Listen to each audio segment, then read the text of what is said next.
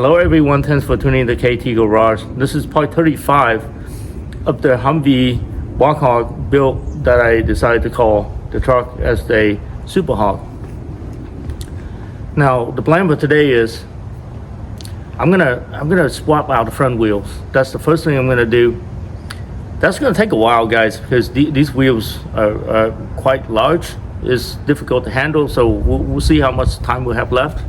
And then I'm gonna start assembling some of the features that easy to assemble first, and then I'm gonna start hooking up the electronics. My objective is trying to get the truck started.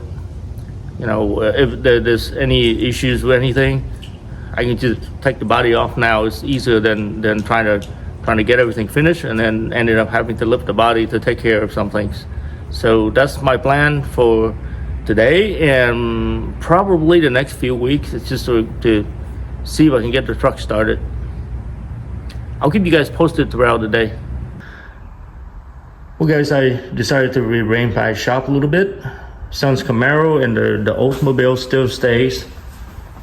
What I did was I flipped this chassis around, and this is a chassis that meant for the Challenger that I have out back. That's my next project. And then I moved the Mustang and the Corvette out of the way and have that truck over there. You can see how tall the Super Hog is. It's so cool. And it's not like a lifted truck, because you can see that lifted truck doesn't have the clearance that I do. You know, it just look awkward with the lifted trucks because they have so much space in the fender well. See, mine just designed properly to fit the fender well. Soon it's gonna look so much better up here. So I better get started on swapping the wheels. Okay, so I think the best way to lift the wheel is just right at the lower control arm. There's a flat spot. So I put the jack right under there and lift it up. You can see the wheels already off the ground. It doesn't take much to lift there to get the wheel off the ground. Now of course I put a jack stand there for safety. So I'm gonna go ahead and get this wheel off. And then we'll talk about offsets and spacers in just a little bit.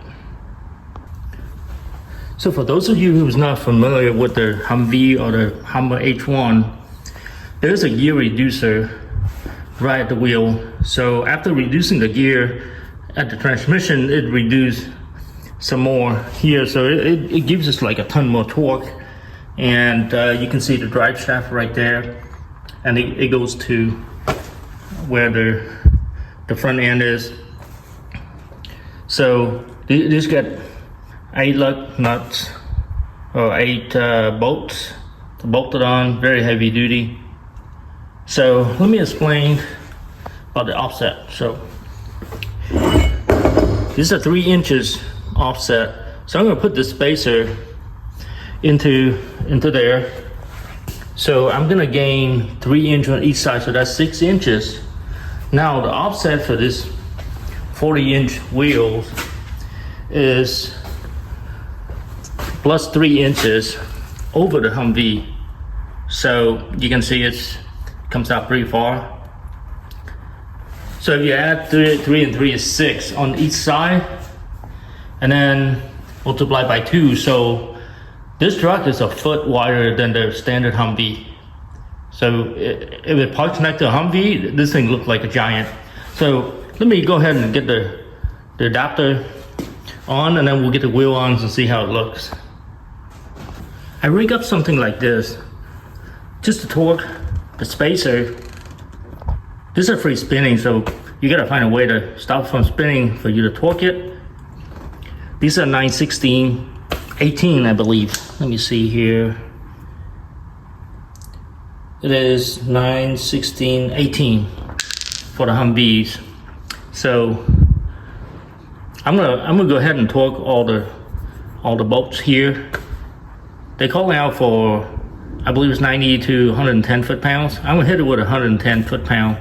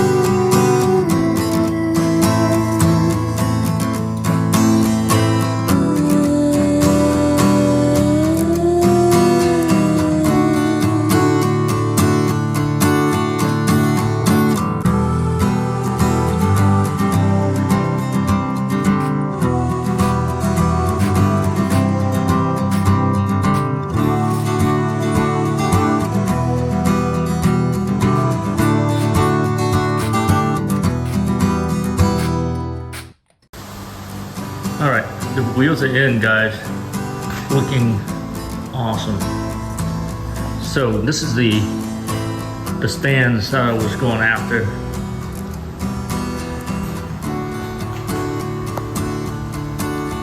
There we go. Looks like a Jeep on steroids.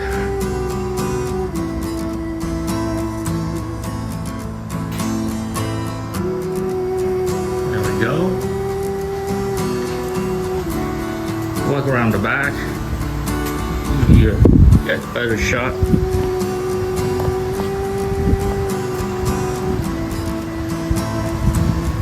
Yeah, you can see the tire sticks out about 2 inches on all 4 corners.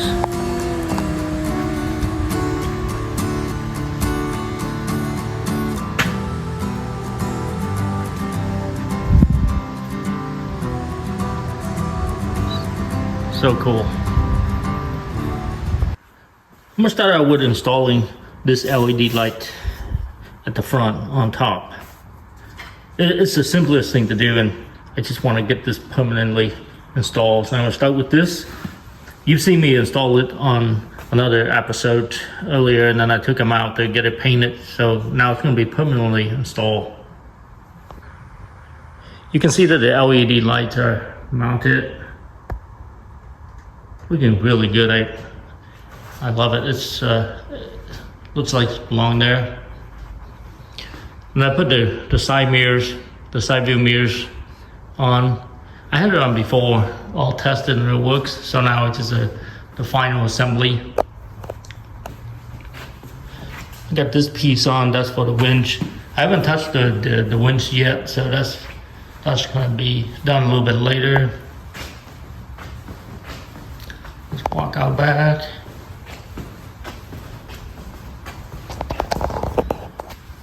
I have this 2 LED lights mounted, looking great. So here's a little bit of a problem.